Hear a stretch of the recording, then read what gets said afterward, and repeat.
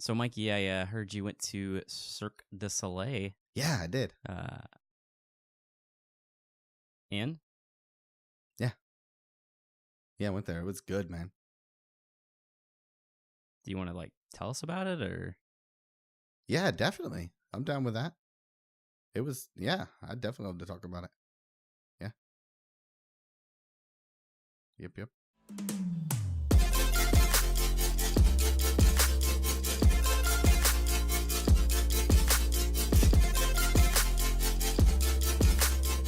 Hey guys, welcome to another episode of the Search for Awesome podcast. We are back. I'm Titus. And this is Mikey. This week we're talking about the fact that the OnePlus 6 was announced, the top 5 most interesting things that came from Google I/O. We're also going to talk about a bunch of updates on MoviePass, and we're going to talk about something kind of interesting that I found out through a random email called Google One. It's been a while, man. We've taken a little over a month off, but I'm excited to get back. It was kind of sad because the second we stopped doing the podcast, we were both texting each other back and forth, did you hear about blah, blah, blah? And it's I've been itching to get back on the mic. We're back, man. You feeling good about it? Yeah, feeling great. I'm excited to be back. I'm excited to tell you guys about Cirque du Soleil. Yeah. Oh, yeah. Yeah. Okay. You going to do that now or no? Yeah. Mm-hmm. Yeah. Okay, so the one I went to see, not sure how to pronounce it. So if I'm wrong, please correct me. It's called Luzia. And that's at least how I pronounce it. Luzia. I saw it here near DC, and it was really cool. They had a bunch of different scenes. I don't even know how to begin to describe it. I mean, it's a circus, but on a whole nother level because it's Cirque du Soleil. There's this one part, and I actually sent you the clip, Titus, if you want to watch that while I'm explaining this. It's just a little 9-second clip. And pull the clip right now. So I'm watching this scene, and I see this guy holding on to this rope thing. I don't know what you call it. And he's going up. And it's at this moment that I realize I could do this. I could totally be a part of this show. I could totally be an usher or one of the guys that sells popcorn. I could totally be a part of the show. My dreams could come true. So I'm thinking about going for it. I mean, why not? Well, there's some issues with that because he was holding on it with one arm. That's kind of, he's definitely a skilled person. Yeah. So this is going to be your thing now. You're going to be doing the Cirque du Soleil. Well, I mean, I'll be an usher. So seeing this guy get pulled up into the ceiling made you think you could be an usher? Well, I mean, I obviously can't hold on to that stupid rope and get pulled up. I mean, I'd fall. You know how bad that'd be? So first up, we're going to talk about the OnePlus 6. It got announced today. And I'm actually in the market for a new phone. I have the OnePlus 3. I've had it for 2 years. Love this phone. I'm a big OnePlus fan. And so this is the OnePlus 6. First off, the prices start out at $539 for the 6 gig, 64 gig version. But the version I'm probably going to go for is an 8 gig, 128 version at $589. So not exactly cheap, but not as much as an iPhone or something like that. Has a Snapdragon 845 Adreno 630, which is actually the same exact stuff they have in the Galaxy S9, so it's got a pretty beefy amount of power. It's got a 16 and a 20 megapixel camera, both with a 1.7 aperture.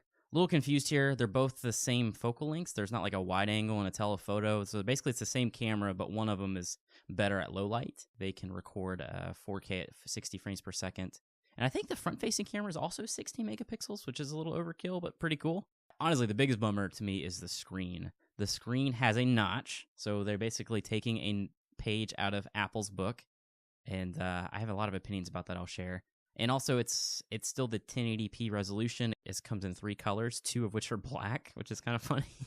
It's got a fingerprint sensor, face unlock. It only has 1 speaker on the bottom, which is normal for OnePlus. They keep the headphone jack. It's got weather protection, game mode, an alert slider, and they also announced some wireless earbuds for $70. Anyway, so that is all the specs about it that I saw that were interesting. I have a lot of opinions about this, Mikey. I do as well. I know I just ran through the specs, but let's get to some of the more finer points. There was nothing really here that wowed me.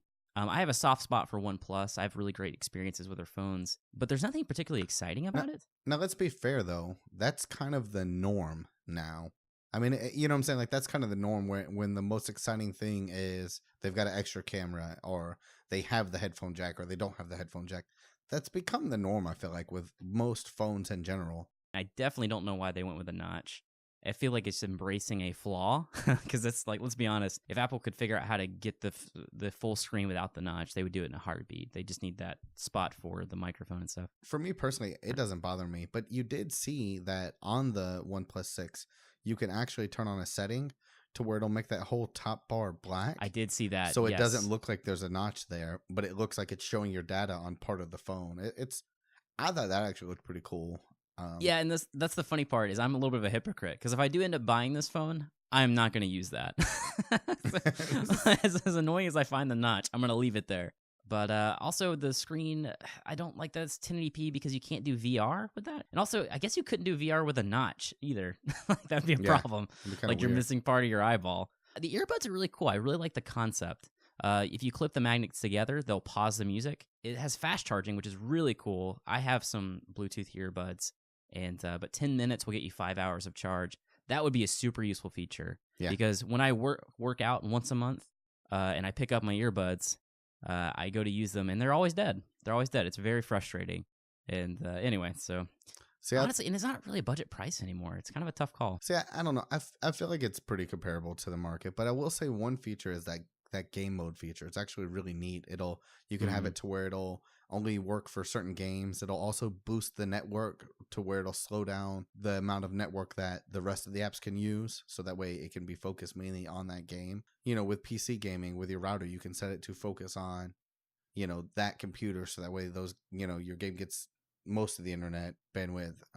Yeah, it seems like a interesting mode. I don't play a lot of games on my phone, so that doesn't appeal to me, but I could totally understand why someone might like it. I don't know, man. Should I buy it? I'm on the fence because I'm in the market for a phone. I mean, but I'm gonna suggest you to buy it just because I don't want to buy a new phone right now, and I think one of us should review it. Yeah, but here's the thing: if I do buy it, I'm probably gonna go all in and get the headphones too. I mean, you might as well at that price. All right, next up, Google I/O was last week, so this is a little bit late, but I want to go through some of the things that I found really interesting because even though there's a couple that were big headliners, there's a lot that that a lot of people aren't talking about. So the first thing I thought was interesting is Pretty Please for kids. It's an interesting feature they're adding to the Google Homes because they're basically worried that kids are learning to be rude to robots, basically, and like maybe it'll make them bad people if they're just demanding, "Hey, Google, tell me, what's the capital of Montana?"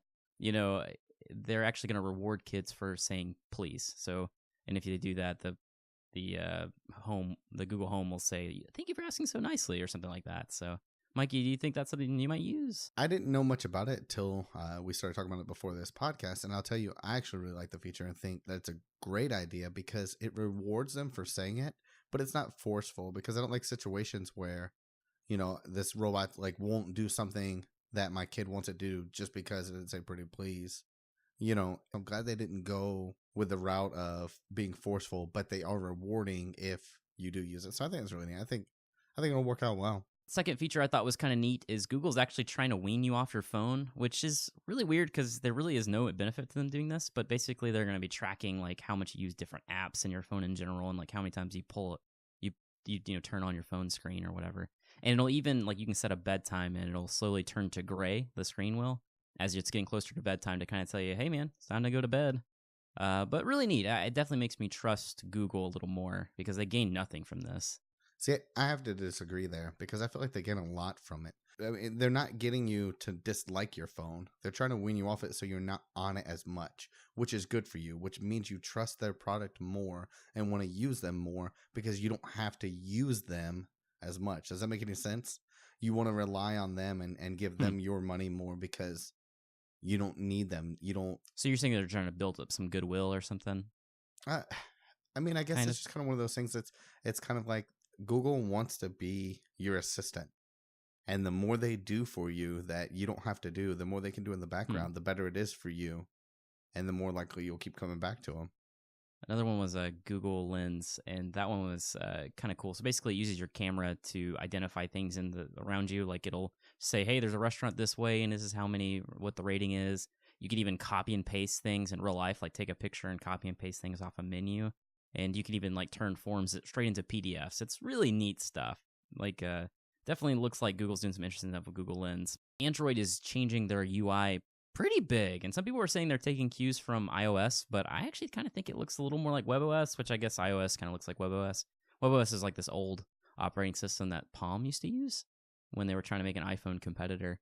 But what's cool is they're enhancing it with machine learning. So basically, they're trying to predict what they think you're going to do on the phone, and then like give you instant access to it. So like if you're outside or it's like that in that time in the morning when you normally run, it might say, "Hey, click here to track your run in this app." So it's kind of like predict what you want to do. Really neat stuff. So I actually have the Android P beta, and so I'm able actually to use this. And I'll tell you, I definitely see what you're talking about, how it looks more like WebOS, but it definitely, as you're using it, it feels more like iOS, because iOS has more of that, like, I don't know how to describe it. When you use Android, everything's sectioned off. Like you have your home screen, and then you have your apps, and then everything's kind of separate. But when you use it with Android P, I feel like it's kind of more everything's together. The UI looks slick, man. I definitely want to get my hands on it. And the OnePlus 6 is actually supposed to get a beta to it. So it looks awesome. The last thing, this is probably the creepiest and coolest thing, is Google Duplex. And basically, Google wants to be like your real life assistant. So basically, they have programmed like a robot to make calls for you to book appointments. And it's not live yet, and it's more of an experiment. They're just trying to see how people react to it. But they had a really crazy demo. Check this out, Mikey. This is the demo that they showed where someone's trying to book an appointment for a haircut. Can I help you? Hi, I'm calling to book a woman's haircut for a client. I'm looking for something on May 3rd. Sure, give me 1 second. Mm-hmm. That's a robot. Sure, what time are you looking for around? At 12 p.m. We do not have a 12 p.m. available. The closest we have to that is a 1:15. Do you have anything between 10 a.m. and 12 p.m.? Depending on what service she would like. What service? Anyway, I'll cut it right there, but it's pretty amazing. They've come a long way with their robot talking. Like, it's hard to distinguish that voice from a real person. Definitely. It's pretty impressive. And basically, you just go in this app and say, "Hey, I want an appointment at this place between this time and this time," and whatever different specifications. Pretty crazy. People are a little up in arms about it because it looks like maybe like they should identify themselves as a robot and not try to pretend they're human. But some people are saying it's pretty cool because it's like Google has passed the Turing test, or is it? I think it's Turing or test. Anyway, it's like a test where basically, can you tell if it's a robot or not? If you can't tell, then you pass this test. It's pretty awesome. Yeah, I mean, I feel like it's a really awesome tool. I can't wait to use it personally. I do see how it can be a little creepy, but I don't know. I mean, like, Google already holds my calendar. I feel like they could get so much into this, because if you're trying to make an appointment, not only is it making the appointment for you, but if they don't have any appointments available, I feel like they could also program it to where it looks later on in your schedule, later on in that day or the next day, to work and actually find an appointment for you. I feel like there's a lot that could be done there. Okay, so since the beginning we've talked about MoviePass, I thought it'd be appropriate to bring them up once more. And oh my goodness, so much has happened. A lot. They're the interesting company that charges $10 a month for one movie ticket each day. So basically, it's like a buffet of movie tickets. Anyway, so let's go through it real fast. Back in April, MoviePass lifted their AMC ban. If you remember, they banned all the top AMC theaters, and they have removed it. They said the whole thing was just an experiment, and it does not appear that AMC has decided to share concession profits. But so MoviePass is trying to survive, so they're trying to figure out ways to get extra profits. But MoviePass did land deals with two different companies. One was Studio Movie Grill, the other one was Landmark. It's really cool that they made these deals, but there are not that many theaters. It's like about 80 to 90 theaters in total when there's like 5,000 theaters in the US, so it's a small victory at best. Also, their stock price, the parent company Helios, went down major because they reported that they were coming to the end of their funding. They said they had $15.5 million in cash available as of April 30th, with an additional $27.9 million coming in, I think that month.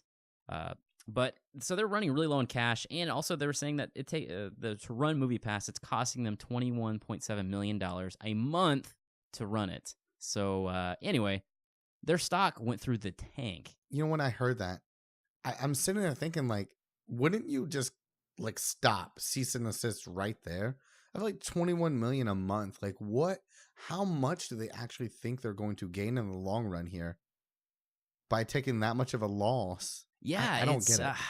I don't know how you keep running. And the interesting thing is the CEO of MoviePass wanted to assure people, no, we're not going anywhere because they have a line of credit for over $300 million, and that they can use that to operate for 17 months. They're saying that they're going to stick around for at least 17 months to try to make things profitable, and they still feel confident that they can do that. Also, they did some weird stuff with their plans, but they got rid of their unlimited plan, but it's now back, so that's good, and they're committed to keeping it around. And yeah, so I don't really understand MoviePass at this point because I feel like they've had so many opportunities to make money.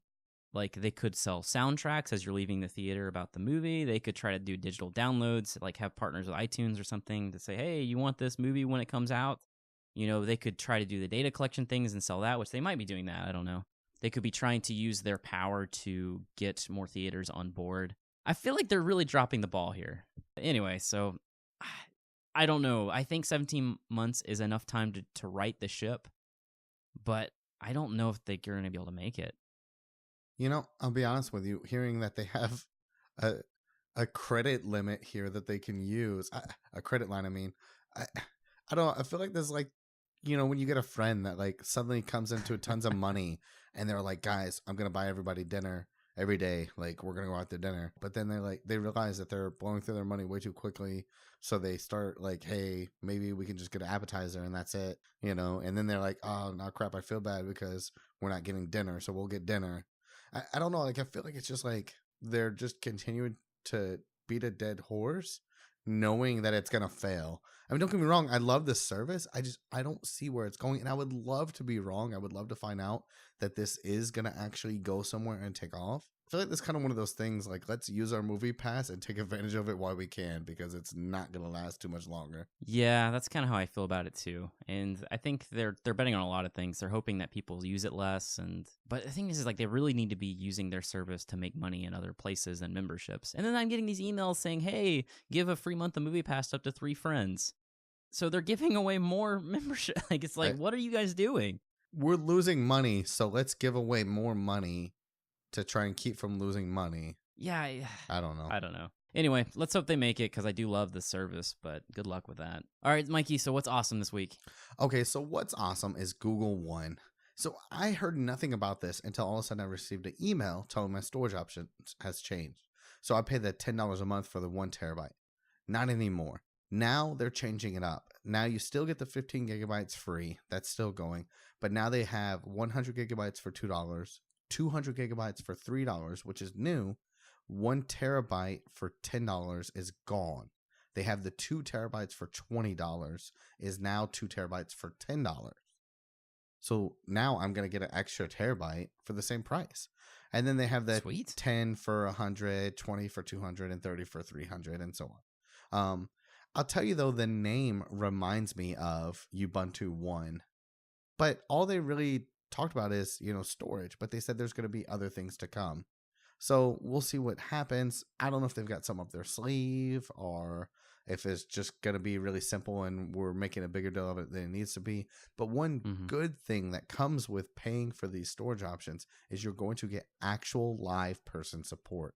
You're not going to have to deal with some chat bot. You're not going to deal. You're actually going to deal with the actual person that's going to help you. And to me, that's exciting. So for me, what's awesome is Cobra Kai. It's a new YouTube Red show. And before I give my real thoughts, I've only watched the first 2 episodes, but I really like them. Now, there's a lot of swearing. There's some suggestive stuff in it, so if that's not really your thing, maybe pass it. But it's got a lot of charm. It's not the highest budget show, and some of the acting could be a little better, especially from the 2 main characters, which are the actual people from Karate Kid, by the way. The show's premise is so ridiculous, Mike. Have you seen it at all? Yeah, so I remember seeing a video a while back from Honest Trailers that kind of had the same storyline. And I don't know if that's what spawned this, but I haven't watched any of the videos. I've just watched the trailer for it. I thought it was really cool that they actually took this and made this into a storyline. It's so weird because the premise is basically what happens when you lose a karate tournament when you're a kid. And then you don't get over it for 34 years. That's the premise. It's amazing, dude. I have no idea where it's going. I'm going to be getting YouTube Red to keep up with it. And by the way, I'm not a big fan of Karate Kid either, but I love it. And maybe part of the reason why I do like it, even though, by the way, YouTube has actually renewed it for a second season already, and it's barely even out. Nice. But I know 2 people who are actually involved with the show. My friend Alan, that I've done 2 videos ago on the Search for Awesome channel. He's a Hollywood sounds guy. So he did some sound work for him. And also, I have a youth that used to go to our church named Nicole. She plays Aisha on the show. She's in 9 of the 10 episodes. She's like one of the main students. I was watching the trailer, and she's got like this hilarious part in the trailer. I don't want to spoil it, but I was like, holy crap, that's Nicole. Like, I didn't know she was in it. It's a good show, but again, there is some swearing and suggestive content. I've only seen the first 2 episodes, and those are the free ones, so that tells you something about me. but I'm going to be getting YouTube Red pretty soon to watch the rest, because I really like it. All right, guys, well, thank you so much for joining us for this episode of the podcast. Please subscribe on whatever platform you're listening to this on, and drop us a message on Anchor. It's an app on Android and iPhone, and yeah, I guess we'll see you guys next week. Remember the email, Mikey? It's been a while. I do not. I'm not going to lie to you. Podcast at thesearchforawesome.co. Drop us a line. Yeah, that one. See you later, guys.